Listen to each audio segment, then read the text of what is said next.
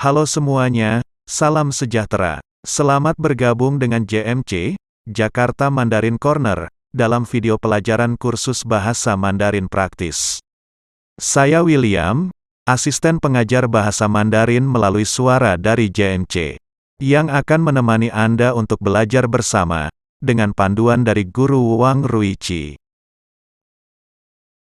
Ini adalah video awal dari saya, sebelum kita masuk ke pelajaran pertama.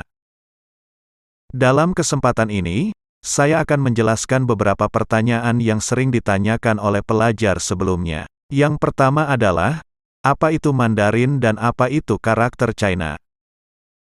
Kedua adalah, apa metode yang kita gunakan di sini? Seperti yang kita ketahui, China memiliki 56 suku bangsa, dan 90% adalah suku Han. Sisanya adalah 55 etnis minoritas seperti Tibet, Uighur, Mongol, dan lain-lain. Kebanyakan dari mereka memiliki bahasa mereka sendiri, dan bahasa mayoritas suku Han adalah Mandarin. Apakah orang-orang Chinese yang berbeda, mereka berbicara bahasa Chinese yang sama? Jawabannya adalah, tidak. Bahasa Chinese di berbagai daerah memiliki perbedaan pada pengucapan, vokabulari, dan tata bahasa. Terutama pada pengucapan. Jadi ada banyak dialek dalam bahasa Chinese. Sebagai contoh, ucapan halo, dalam dialek Beijing, adalah 你好, dalam dialek Shanghai, adalah 浓喉, dalam dialek Guangdong atau lebih sering dikenal dengan sebutan Kantonis, adalah 雷猴, ada juga dialek Sichuan, Santung, Hokkien, dan lain-lain. Agar masyarakat dapat berkomunikasi antara satu sama lainnya, maka dibutuhkan satu bahasa standar nasional untuk masyarakat, yang disebut bahasa Mandarin. Ini adalah sebutan yang sering kita dengar tentang bahasa Chinese. Ya, kita berbicara tentang kita yang berada di sini. Mengacu pada kita yang tinggal di luar negara Tiongkok. Masyarakat Tionghoa sendiri tidak memiliki nama seperti itu di negara mereka sendiri, karena mereka menyebutnya 汉语, artinya adalah bahasa Han, atau 普通话, yang artinya adalah bahasa umum.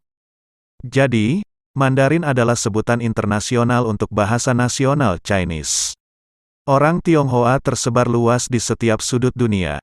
Dari generasi ke generasi, mereka lahir dan berakar menetap di luar, sehingga banyak generasi muda yang tidak menguasai bahasa Mandarin. Bahkan banyak yang sudah tidak memahami bahasa daerah mereka sendiri. Lebih dari itu, banyak juga Chinese yang belum pernah ke Tiongkok seumur hidupnya. Ini adalah fakta dan keadaan yang dihadapi oleh banyak keturunan Tionghoa. Dan hingga hari ini, banyak juga Chinese yang mempelajari bahasa Mandarin.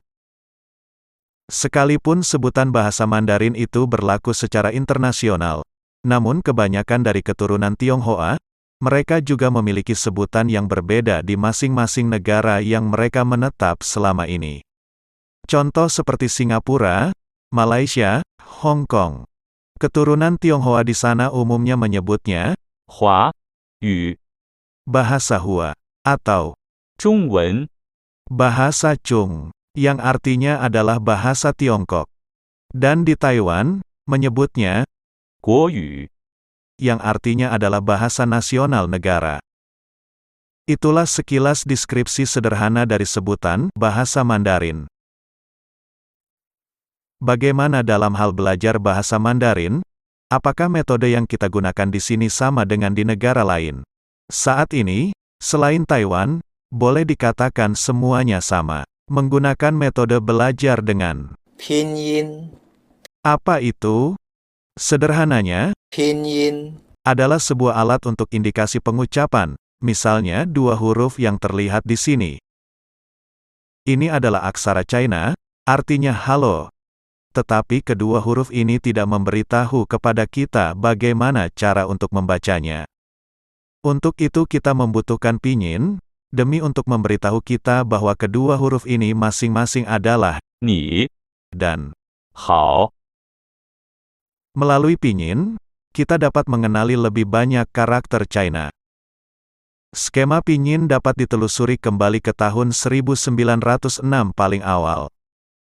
Pada tahun 1908, 1926 dan 1931, pernah ada metode ejaan Romawi dan metode ejaan Latin, namun tidak sempat dipopulerkan. Pada tahun 1949 untuk secara efektif menghilangkan buta huruf, pemerintah China membentuk Asosiasi Pembaruan Karakter China untuk mempelajari kembali skema pinyin.